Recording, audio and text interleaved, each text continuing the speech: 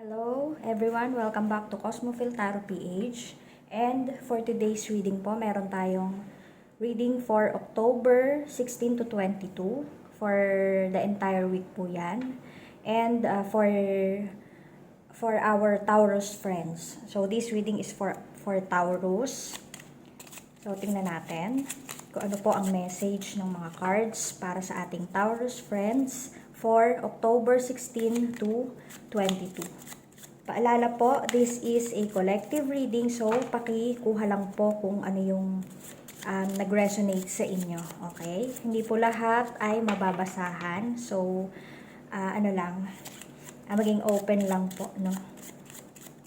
Okay, simulan na po natin. For your first card, we have the Fiery. So, tingnan pa natin. Nag-aapoy ka, Taurus, for this week. The Return. Tapos, meron ka ring the Mirror. And Fly. Okay. So, for this week, Taurus, you will be motivated by some reasons, no? Possible dito na nag-gain mo yung confidence or meron kang ginagawa ngayong week na to na magkakaroon ng parang update. Kaya babalik dito yung iyong may babalik na parang kumbaga magbabalik yung momentum mo dun sa ginagawa mo. Ayan, meron ditong the Return. Possible din na meron kang iniwan dati na biglang tatawag ulit, or possible yung, for example, sinukuan mo na yung isang pinag-a-applyan mo, okay, example lang yon, bigla siyang babalik, bigla siyang magpaparamdam ulit na mag-i-email siya na to call you for an interview, possible yon, na yung inaakala mong wala na pala ay biglang mabilis ang eksena na biglang andyan pa pala ulit, okay? So, masasabi mo sa sarili mo, oy, andyan pa pala ito. At the same time, there's a mirror. Ayan, the mirror. So, you have to reflect on what you are doing, what you are feeling right now.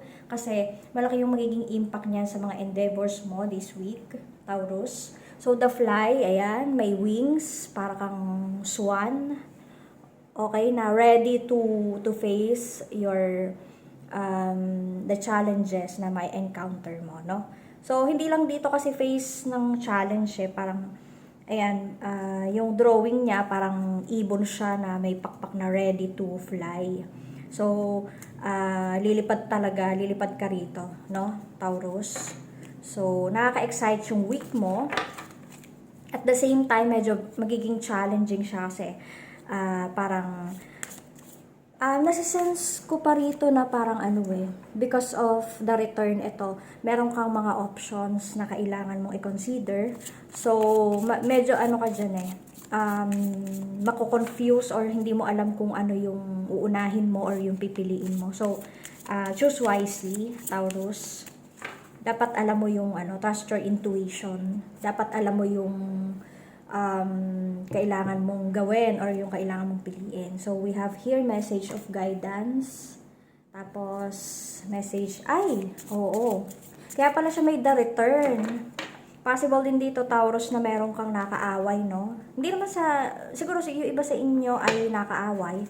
Pero yung iba, parang matagal lang siyang hindi nagparamdam na biglang, hindi mo alam kung biglang lumayo o biglang hindi mo na alam na kung anong ginawa niya sa buhay niya, as in wala ka ng update, tapos biglang merong magbabalik. So, possible ito ay old friend na hindi mo alam kung bakit siya lumayo, or possible din na colleagues or elementary classmates, yung mga ganon. So, magugulat ka kasi biglang magpaparamdam to ngayong week. Tapos, meron din tayong message of guidance. Ayan. So, because of, ang dami mong options, Taurus, medyo,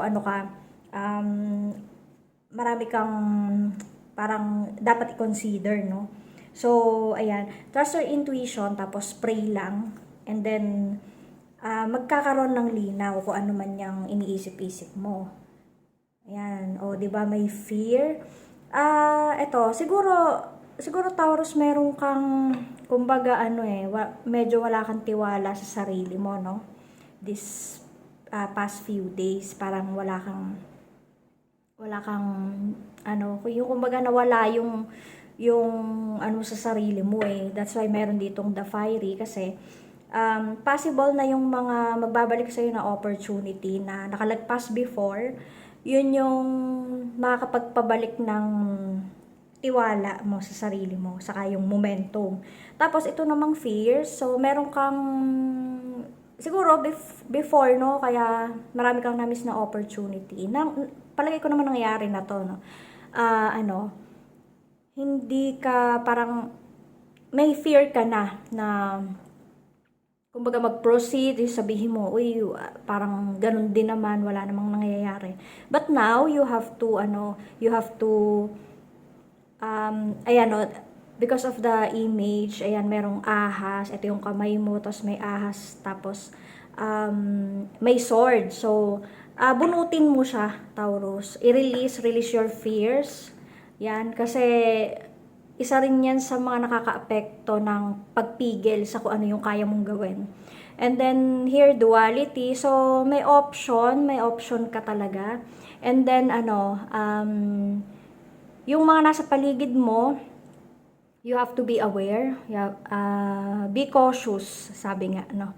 Kasi, yung ibang tao sa paligid mo ay hindi naman lahat mapagkakatiwalaan.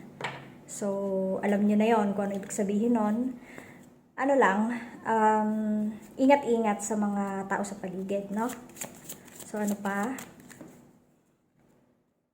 You also have opposition and imbalance. A point of tension and a power struggle. So, nakikita ko dito na, connected siya dito, no? So, release mo yan, Taurus, kasi marami naman dito kasi kaya hindi ka makalipad, yung pakpak na yan. Spread it kasi may pumipigil sa'yo na yung fear mo before, possible na dahil dyan nga nawalan ka ng parang gana or nawalan ka ng parang motivation to proceed. Ayan. Release it kasi meron ka ritong angelic support. Ayan. Ito nga siya, message of guidance. So, your guardian angels are with you. Tapos, si universe are with you din. Kaya, you don't have to worry about anything. Release it kasi pag hindi mo nirelease yan kay universe, hindi ka makakapag-proceed, no? So, ito, feel restricted, experience struggle. So, meron kang struggle talaga this past few days. Na this week, you can overcome it kasi marirelease mo naman siya, no? Pray, tapos meditate, tapos ground yourself para hindi ka masyadong para kumbaga mawala mo na. Okay, ayan, a union, merging and coming together. Parang, asan ba yun? Ito, the return, no? So, possible na ito nga, kagaya ng sinasabi ko, possible na old opportunity na na-miss mo, or hindi tumawag, ganyan, hindi ka hinire. Sinabi doon na, try again next time, ayan. Parang merong ngayong week na to na tatawag ulit para sumubok or para sabihin sa'yo na sumubok ka ulit, ganyan. Or possible naman ito ay person na parang siya, possible na person siya na biglang magpaparamdam at the same time tutulong sa'yo, no? Pwede rin yun. So, yung mga ganong sample na pwedeng dumating sa buhay nyo. Possible na siya ay tao, trabaho, o kaya yung person na yon ay makakatulong sa'yo kung ano man yan. So, let's see your love life stability. So, flexibility, ayan. Possible din ito ay, ano ba tawag doon? Ito, no, union. Possible din na sa love life siya kasi, kumbaga, pwedeng, ex or something na parang hindi mo naman siya naging ex, pero at some point, naging MU kayo. Ayun, yung mga ganon. Possible din na magparamdam to. Uy, kamusta? Ayan, pwede ba tayo magkita? Yung mga ganon. So, expect some unions this week, Taurus. Possible na person ito, possible na opportunity, nakakatok sa inyo muli.